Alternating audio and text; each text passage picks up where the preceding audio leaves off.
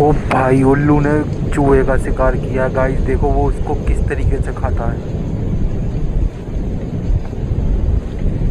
ओ भाई, एक ही बार में पूरी गर्दन अलग कर दी और खा गया। Oh my God.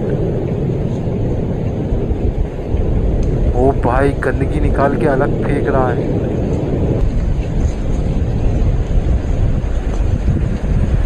ओ भाई, पूरा हिस्सा ऐसे ही निकल गया। Oh my God.